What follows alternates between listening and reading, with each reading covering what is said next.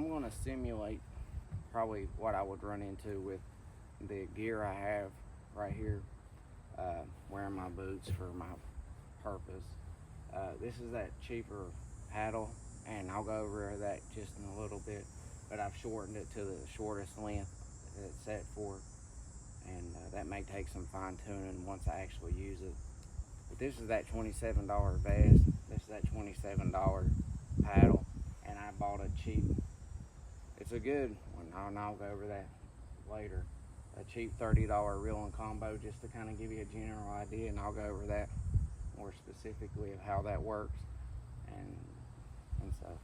So anyway, so I got this adjusted. I lowered the back support and adjusted it for this setup, and we'll see if that actually transfers over in the water. That actually works well for me. But I do have another vest picked out that I think might be better than this one, but we'll see. So I'm going to sit in it, give you a general idea, and compare it to the differences with this other paddle.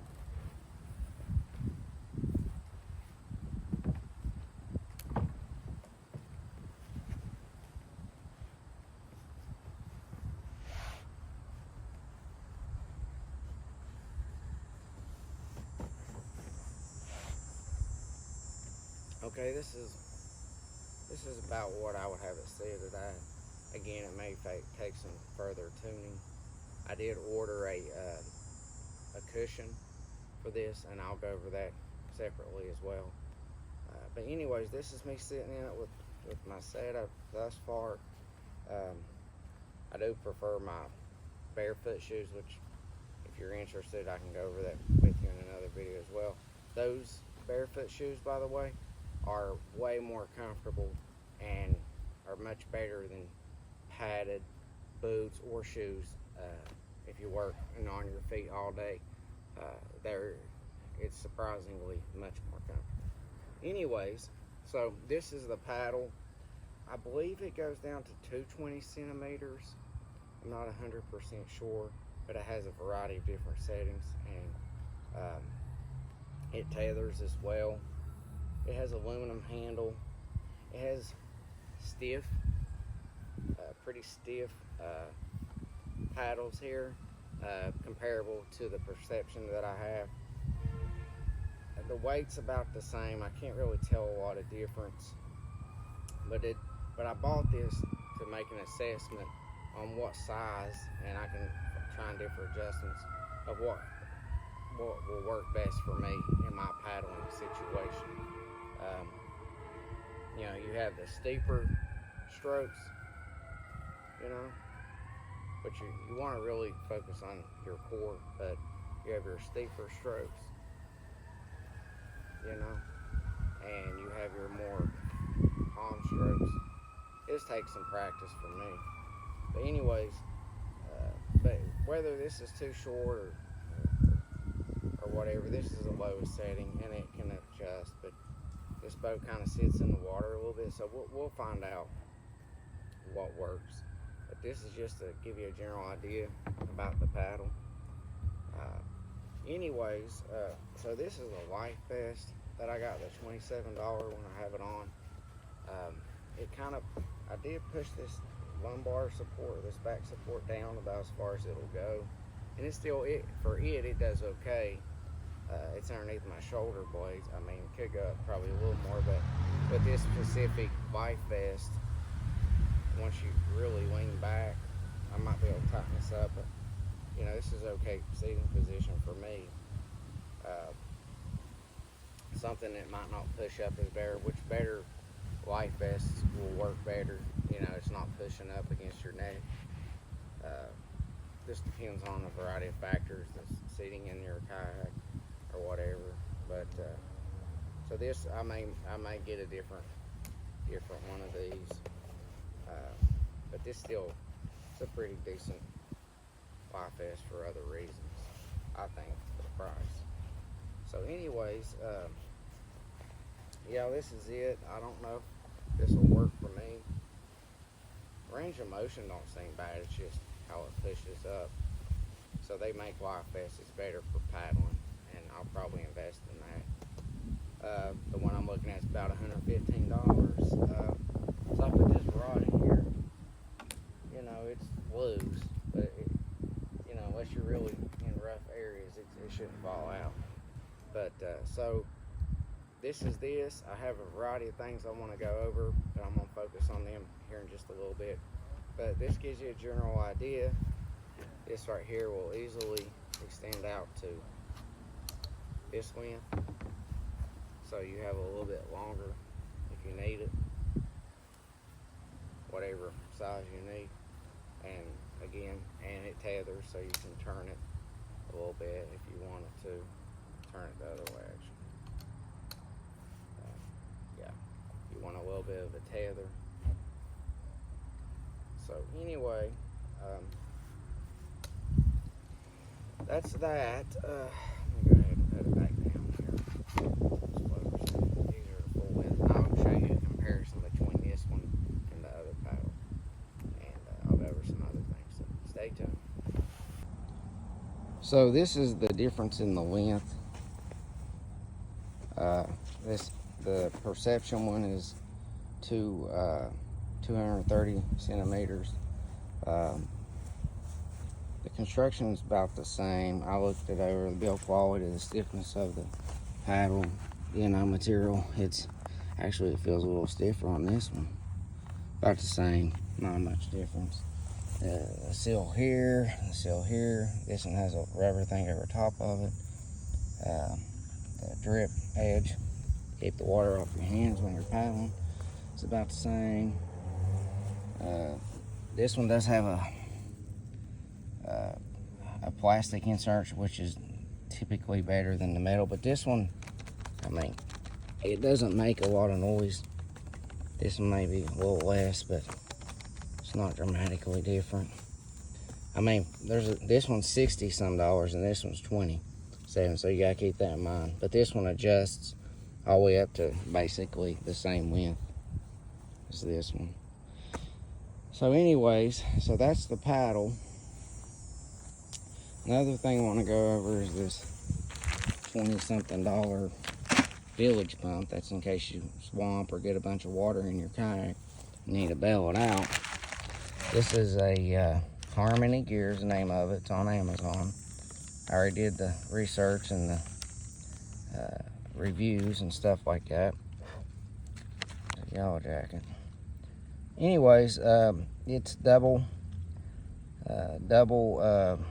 like a double action, like expels water on upward and downward strokes for maximum efficiency.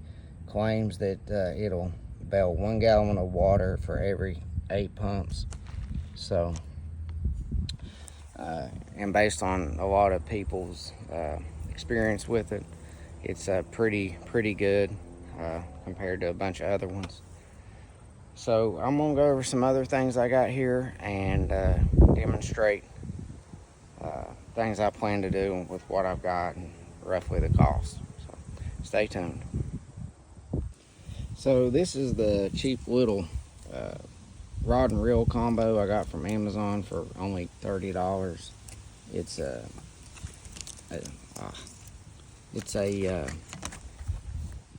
Daiwa rods D-Shock.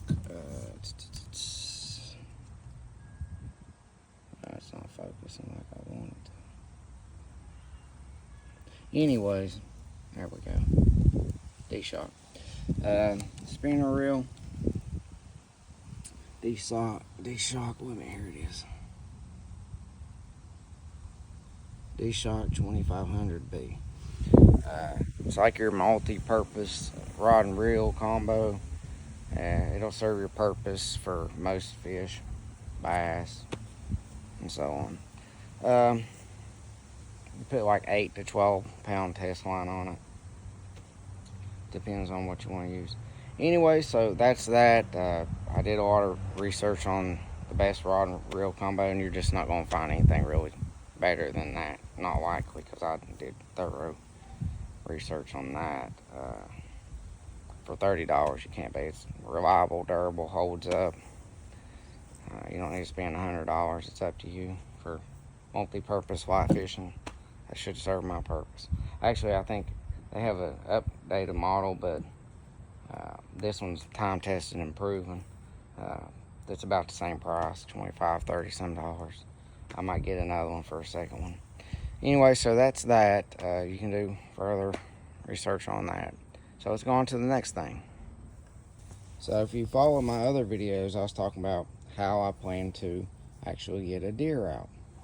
Well, inside here is that $22 or $25 Intex Explorer 200 inflatable raft you can get off Amazon. And this is the pump that actually comes with it. I don't plan on using it. It may work, but I don't plan on using it. But this is another pump I had that uses D batteries. Actually, I don't know if it's full, if I need new batteries. But it does work. I have an electric version that I use, but this is the battery portable one. You can take that, put that in the kayak just like that, and it's no big issue. So I'm gonna get this out, inflate it, and show you what that looks like. Just stay tuned, and I'll let you know if this actually works and about how long it takes. I'll time it. So just wait, give me a couple minutes. So there's the raft after it's been inflated. It took about 11 minutes with that pump right there. Not real bad, but I mean, it might be able to take more air. I don't know. I left it on there for a while. I might need to put some new fresh batteries in it, but I mean, you know, that gives you a general idea. I mean, a $22 Amazon raft, you just put your loop in here or your rope in here and tie across here and tie it to yourself and put your deer in there. I did see people test this on in pools and actually whitewater, even some whitewater. So it should work for me, for my purposes. You probably want to throw something in here when you put the deer in here. That way it don't get blood and stuff all in it. Also, a backup, if that should fail or not work, another thing you can do after you field dress your deer, you can actually use the life vest on the deer, and it'll help keep it afloat. So that's one other option, if you know, depends on your circumstances. But so that's the raft. It packs up. I had this I don't know, I think this was a rain jacket or a poncho cover I had. Not really sure. I just happened to have this. If you get something like this, find something like this, maybe part of a tent or something, and that'll roll up and fit in there, and you can pack it. I could probably put it back here or up here, wherever. But so that's that. Next we're going to go over the roof rack, and I may install it and then include that in this video as well. But so yeah, that's a few things. The cheap paddle, $27 for the life vest, $30 for the fishing rod, and anywhere from $300 to $600 tax shipping on for this kayak, or the 10 footers. They're basically the same price, and $22 for this. I mean, you know, the whole setup right here that I got, and that pump's 20 some dollars. I don't remember exactly, but I think it's 20 something. This is that pump it comes with. I imagine it would take longer to pump that up manually, but so let's go on to the next thing. So this is going to be the quick lash. It's going to give you an anchor point from your hood and your trunk to tie your ratchet straps to the front and rear of your kayak. This is the actual roof rack railing system. It's called Versa Rail from by Malone. It's the 50-inch version. This is the probably the model number, MPG220. So we're going to install that, and these are the straps I recommend for a kayak NRS. They're not the cheapest, but there's a variety of things you want to consider. I think these ones, but these are the ones you really want to use based on experience.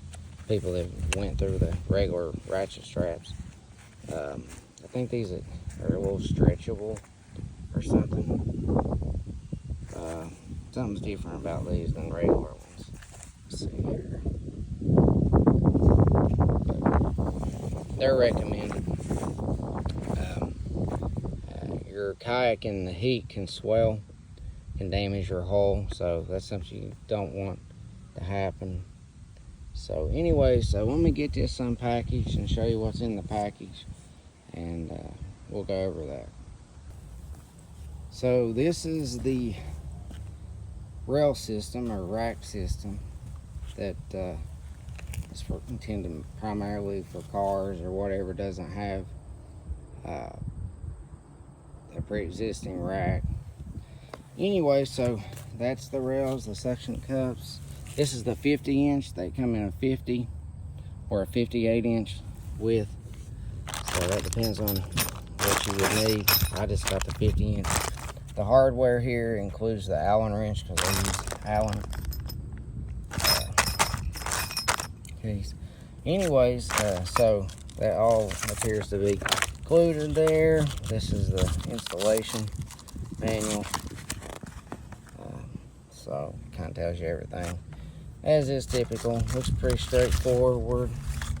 So I'll go ahead and install this, and we will see what the results look like after I put it on a 2007 model Toyota Camry.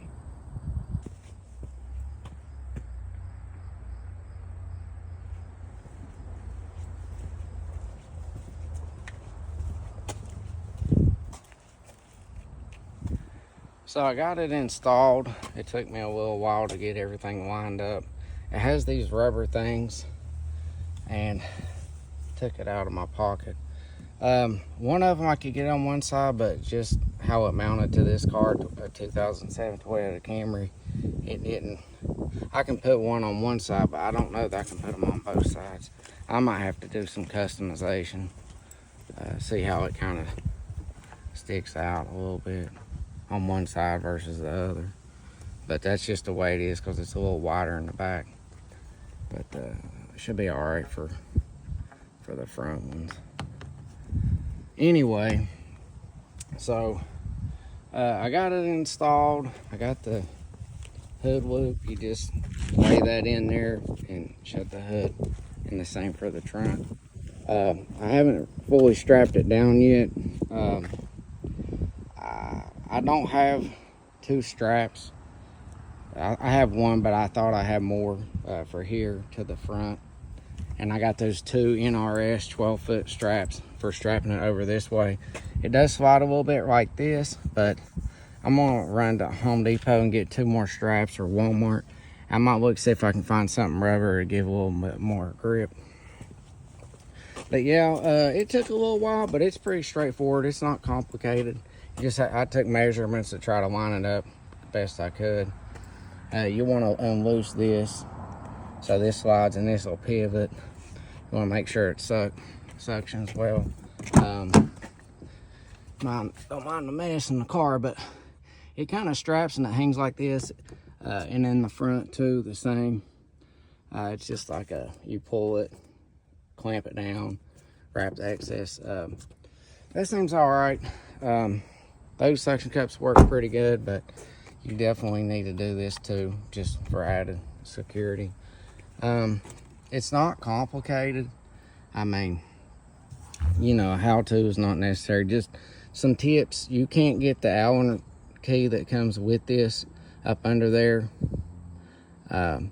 So what you need to do is you need to try to, this part will pivot, so you need to slide it let's see, you get it where you want, you clamp it down, get it where you want, okay, and then you lift it up and you tighten it, and then you put it back down, and then on the other side, you won't suction it down. You'll set it up, get it where you want it, then suction it. It takes a little figuring out, but you'll run into trying to get it lined up, and it has to at least be at a minimum the distance. Hold on. The distance from this one to this one, from here to here, the minimum is 24 inches. Mine's 25 and a quarter. I tried to line it up with the door handles initially, but it just didn't. Right here instead, but the suction didn't do as good. So I did it right there. And what you do is you open the door and you shut it. Some people did some reviews where they sprayed water here, and it did leak in a little bit, drip. So if it's raining or something, that might be something you have to deal with. Of course, you might be able to put something in here to better seal it. If you know it's going to be raining, some kind of little piece of foam. Look at those little foam noodles. Just cut you a little section, put it in there, and shut it. It might seal it better or something. Just have to get creative. But yeah, I gotta run maybe to Home Depot or someplace and get me 2 little ratchet straps and maybe a little piece of rubber or something. I'm gonna look around, see what kind of sound dampening material they might have as well, since I'll be there. I don't know if I'll do a video there. I might, but yeah. So I mean, that's what a 9.5 that little kayak looks like on that car. It's not hanging extremely over the hood or over the rear. You know, 10 foot, 12 foot, you know, even up to 13 foot, it'd be fine. But this gives you an anchor point, you know, for the front. So should be all right. I didn't have no issues with this kayak. It's very light. I was able to set it on here without even touching the top of my car. But yeah, I just wiped it off my hand. It'd probably be good to wipe it down good before you do it. This is just kind of, I wouldn't say a trial run, but this right here, I didn't like this stick out, but I went through so much trouble getting it lined up, I didn't want to fool with it anymore. But that does seem to work pretty good for me. I'll, like I said, I'll try to maybe find something, 2-side tape or something to give a little more grip there so it doesn't slide as easily. After I secure it and strap it down, front, rear, you know, it should be snug up to highway speeds. So yeah, that's the setup. Wasn't very difficult. I did get, while I was working on this, I did get in some of that Kydex material that I plan to use on the, comes in sheets. Wasn't very expensive. I don't remember how much it was, but I got enough that should cover everything I plan to use that for. And this is a heat toolkit. I can't tell you how good it is, but it was a $20 cheap one. The one for like DeWalt was like $150, which I'm sure is pretty good, but I don't use it that frequently. So, but anyways, I'll get back to you here in a little bit and have it fully secured, and you know, you'll see what that's like. So stay tuned, and I'll see you later.